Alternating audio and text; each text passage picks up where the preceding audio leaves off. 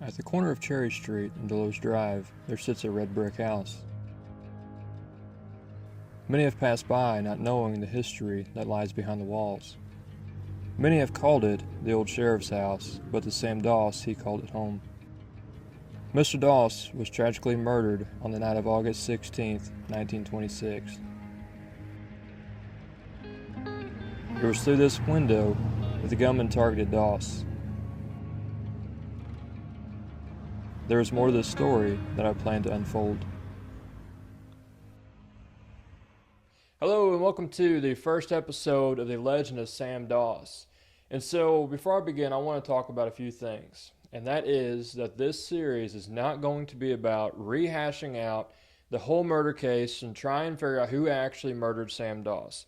That all was all figured out and discussed over 100 years ago. There are plenty of articles out there that talk about the murder of Sam Doss. So that is not what's going to be discussed. I will be talking a little bit about the murder, but that is not what the main focus is of this series. Some things I do plan on talking about in this series are things like who was Sam Doss? Where was he born? What was he known for in the area? Why was he murdered? Who built the Sam Doss house? All these are mysteries that I have wondered about and I will answer in this series coming up. So my name is John Steffen and I am here to tell the story and the legend of Sam Doss.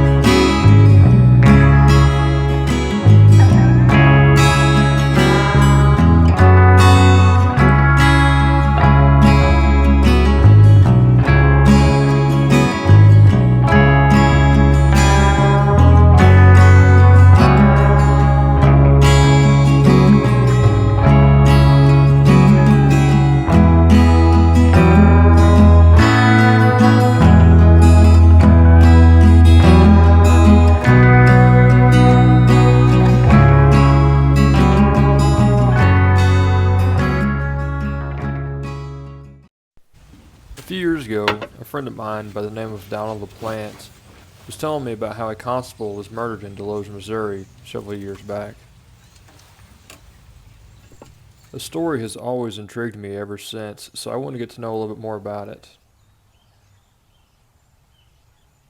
I started doing some research and also had some people send some stuff to me in order to learn more about the story. I found one good article on the subject, but other than that, without having a subscription to a newspaper, you couldn't really find too much on the subject. I was able to get in contact with the former owners, the Bryan family, and particularly Susan Bryan, who had years' worth of research, articles, and pictures pertaining to Sam Doss.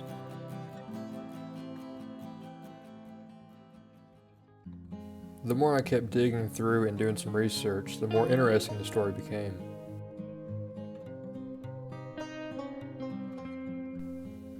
The story begins in Desloge, Missouri, actually before the town was even incorporated in 1941. In order to know more about the story, I want to sit down with some folks that have lived the story, and that is the Bryan family, who owned the house from 1936 until 2016, and also the current owner, Rick Wibmeyer, and his wife, Tracy Wibmeyer. My name is Susan Bryan Dix.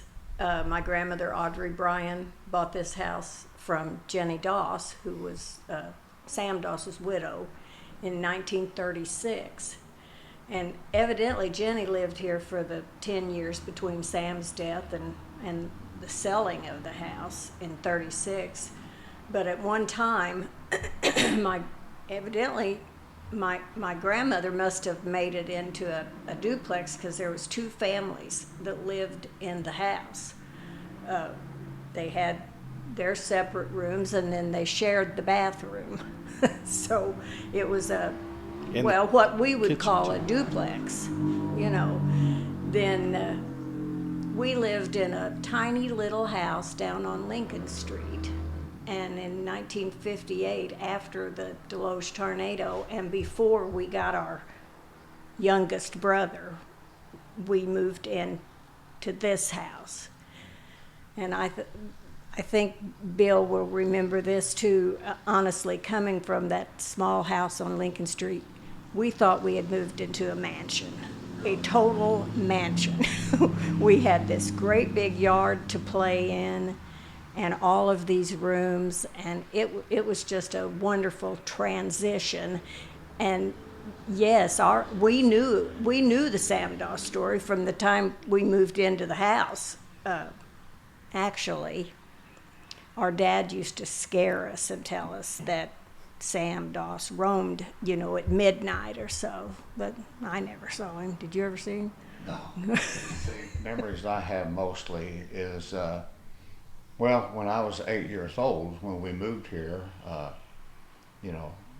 back then our dad was telling about the story, and an 8-year-old child didn't, think much about it at 8 years old. But as I grew older, it interested me more, talking about it, and my dad, he talked about it quite a bit. There was a couple of, or more than two newspaper articles that people came in and interviewed my dad, and they took pictures.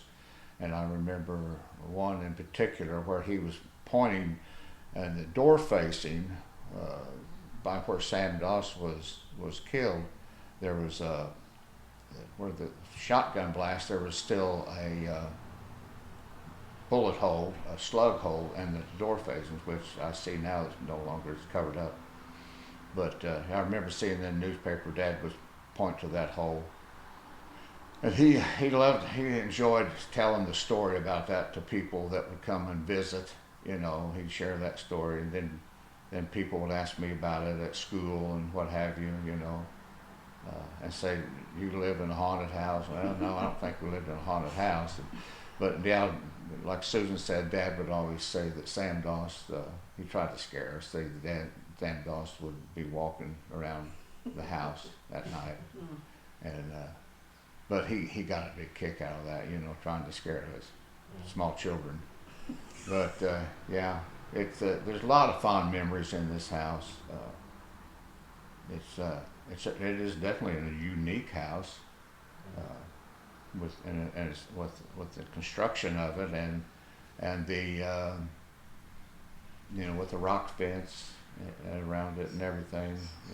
So yeah, we had a lot of fun. So whenever I actually was taking on this project of the Sam Doss story, I was over here one time back in November of 23 doing some filming, and I had multiple people tell me to contact Susan Dix. And it was kind of crazy, is actually you ran into me that day, Susan, and then I found out after all of my research, it seemed like you were the one person that knows the most about Sam Doss. So tell me the story of Sam Doss. Like, what do you know? Because you've lived almost your whole life with the story. So kind of start from the very beginning, like who was Sam Doss and what was he known for? I've done extensive research on Sam Doss over the years. It has always fascinated me, not only that we lived in the actual house where he was murdered, but the man himself. And he was born, I know, in West Virginia in 1868. He was not, I think he was, honestly, we've talked about this, I think he was the black sheep of his family, because I can't find anything about him until he got into trouble and got sent to prison back in like 1890 for some kind of illegal foot race he was having. Yep, in Illinois. Yes. Yep. So then after that, somehow he ended up in this area. He met Jenny. Jenny Langdon was her name. She was from Bismarck, and she was evidently a nice, sweet little Methodist girl, and totally turned Sam around. He had owned a gambling joint tavern, like out in Cantwell at one time. Lone Star. Is that what I didn't know the name of it? And after he met Jenny, like I said, he started going to church, to the to the Methodist Church, where my whole family were members, and he just turned his life around and became totally against gambling, liquor, bootleg, everything. I mean, and plus, I'm not so sure. You can read the stories and you can see some people thought Sam Doss hung the moon. I mean, that he could do anything. If there was trouble in this county, call Sam Doss. He will take care of it. Then you turn around and you read another story about how mean he was. He pistol whipped people, and that's how he got his point across to them. So he seems to be an enigma. They either loved him or they hated him. Well, obviously, someone hated him. and honestly, I think it was because of back then, 1926 was in the middle of Prohibition. Plus, he was against the Ku Klux Klan that was trying to become active in this county. He was against the gambling. He was against the liquor, and ended up murdered. He ran to be sheriff. Yes, Yeah. yes, he did, and lost. And you know why he lost? Because of the wanted poster that someone found of when he was wanted as a convict, and they posted it all over town, and he lost the election. So it sounds like to me he almost had his past kept on catching up. Exactly. With him, even though it sounded like he turned his life around. He did. And unfortunately, his past kept on catching up with him, and eventually his past pretty much is what killed him, pretty much, I believe. And you know what? I think he was kind of a halfway preacher type person, because they said he was a magnificent speaker. I mean, he could pray with the best of them, and just give beautiful speeches. And he was a big man. He was about 6'2", maybe. Yeah, I think he had broad shoulders. Right, big guy. right, and always carried a gun. Always carried. Now he actually killed someone over in Desloge Park. They said that it was defense. Self-defense. But Yes. now I will have to verify this. I believe it was when he was running for sheriff, or he was running for a sheriff constable, and it was actually somebody he was running against. Trying to Yeah. get back at him. Yeah. Yeah. So. No, yeah. he was quite the character. I mean, and it's so interesting, but I cannot find any family members of his. Now, I'm rambling probably, but I found his death certificate, and it lists his mother and his father. Well, back then, they're all written by hand. Nothing is typed. But at first I thought his father's name was Joseph Doss, but the more I look at it, I think it's James Doss. And the mother, all I know is her name starts with an M. Marthy Hunter is her maiden name. But I've searched and searched and searched, because I'm into ancestry and genealogy, and I can't find You're talking about when you were studying this. This was made national news, didn't it? Absolutely. When it happened in August of 1926, and it was front page news at the St. Louis Post-Dispatch, because there's a picture in that newspaper of the front of this house and what took place, and there's a picture of the side of the house pointing to the window where the shooter stood up on this rock fence and shot him through the kitchen window. And I think it was about 9:00 at night when it happened. But yes, and then I found newspaper stories all over the several different states about what happened. And I know there's a lot of local businesses in the areas. They actually put money towards rewards. So it makes me wonder. I mean, it seems like he wasn't really. He didn't take no bull off people. I'll just say that. Right. But it seemed like he was still respected in the area to have a lot of businesses put money. Evidently, he had one or the largest funeral processions. The funeral was actually in this yard.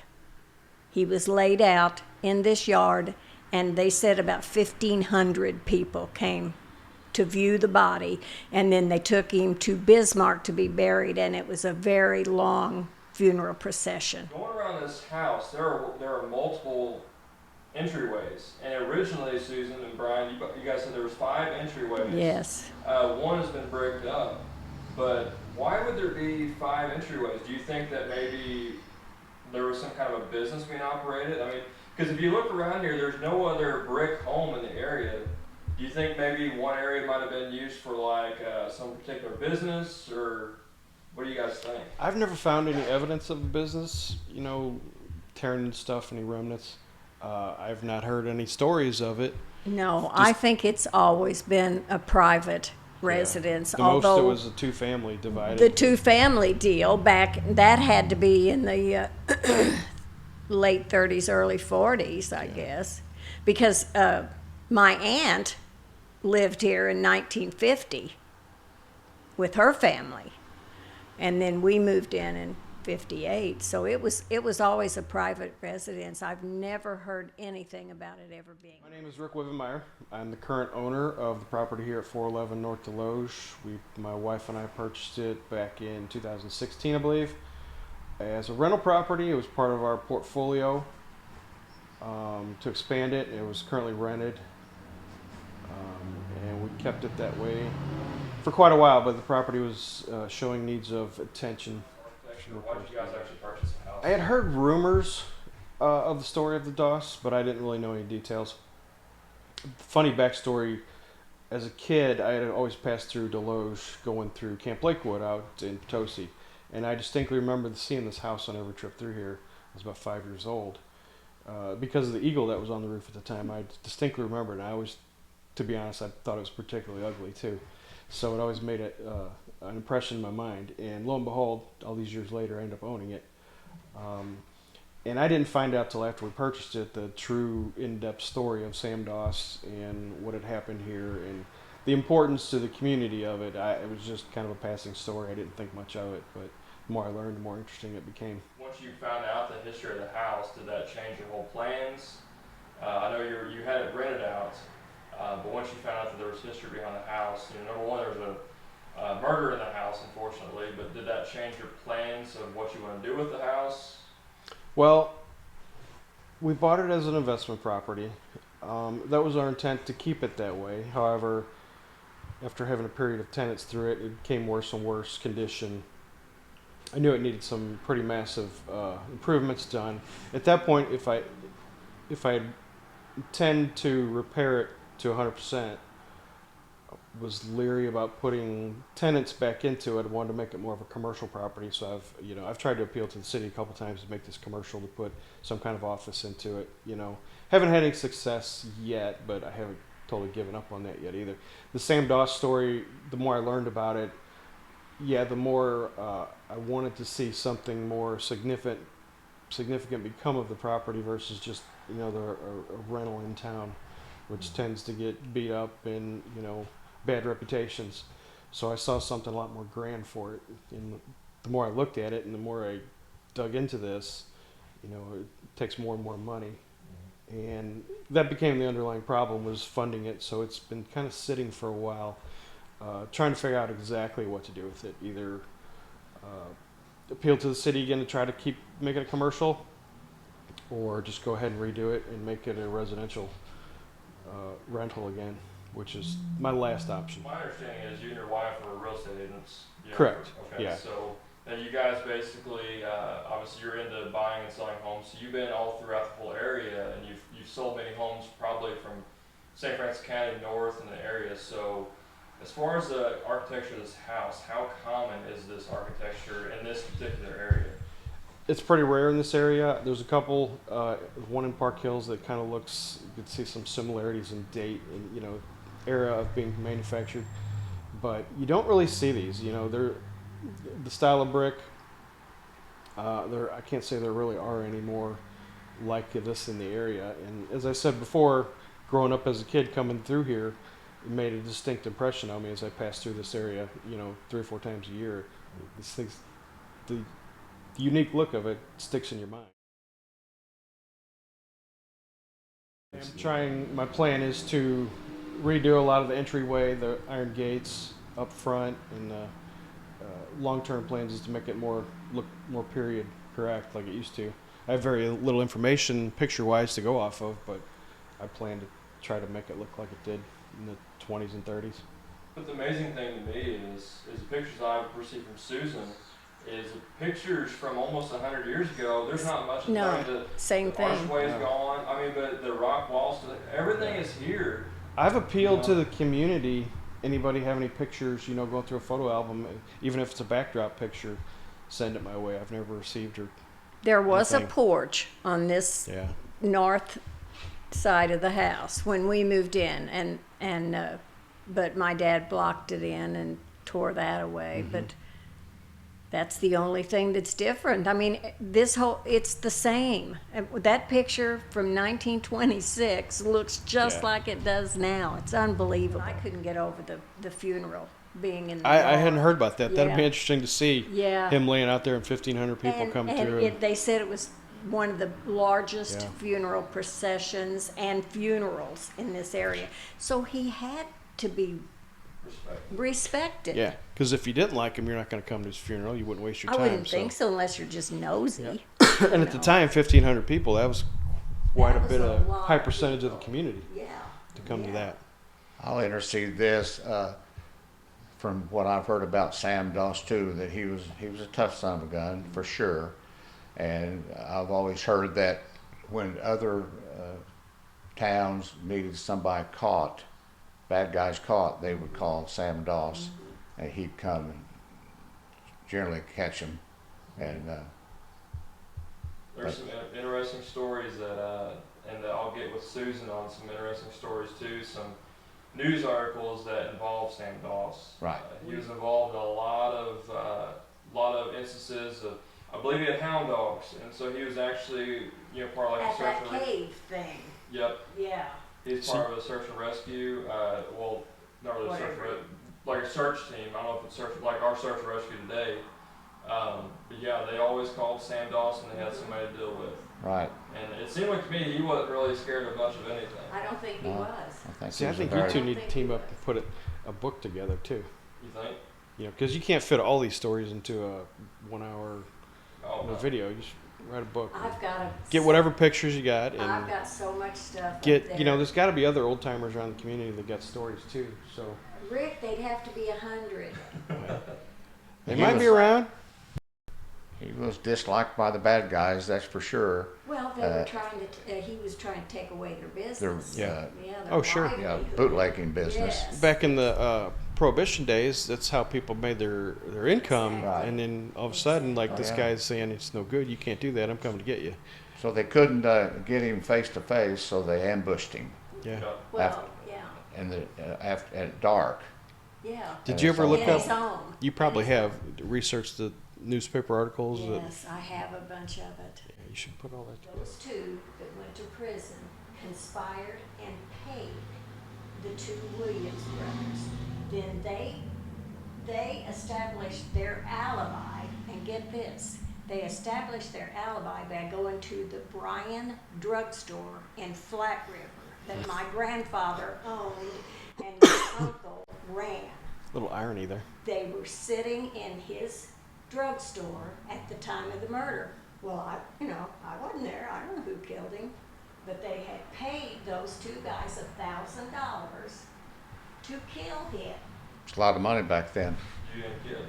A lot One of of money them back sat in then. the alley in the car while the other one stood up on the fence, and they admitted it. They admitted that I think it was on their deathbed, wasn't it? Yes, What time of day did this happen? about 9 at night. So it was dark. Yeah. They had been to Elvins to visit her family or something, her brother or somebody in Elvins. And when they came back, Jenny even said they passed the two men, I'm not going to mention their names, the two men that were accused of it, on their way back over here, knowing that those two were against Sam. So it makes you wonder. I mean, to me, if they came at night and they shot him through a window, they didn't want to face him straight up, and you know what I'm saying? That's kind of a, you know. That's a no-brainer, isn't it? Exactly. So, you know, it sounded like to me that the guys that shot him didn't want to face him up front, which tells you how Sam Doss was. And he probably, if he could have, Intimidating. Yeah.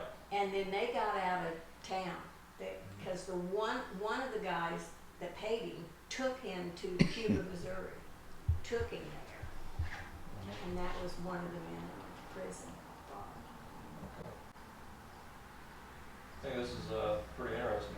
It gets interesting, doesn't it? Yeah. In closing, I would like to thank Rick and Tracy Webemeyer, the current owners of the Sam Doss house in Desloge, for giving us permission to film at the house and for being able to tell this story. Without them, this video would not have happened. I would also like to thank Susan Bryan Dix for all the years worth of research she has put in and for sitting down to talk about the story about Sam Doss, as well as her brother Bill Bryan Sr. for sitting down for an interview. Thank you to Chris Stapleton for providing your services and the drone footage in this video. You did an awesome job.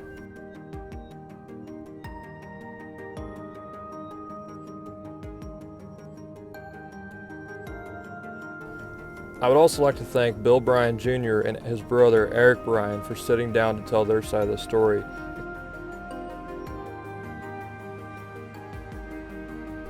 Another individual that I would like to thank is Deborah Oliver, because she sent many of articles that helped go into the research for this video. There were so many individuals on the background that have helped get this story told. And I would like to thank each one of you individually for your contributions to this story.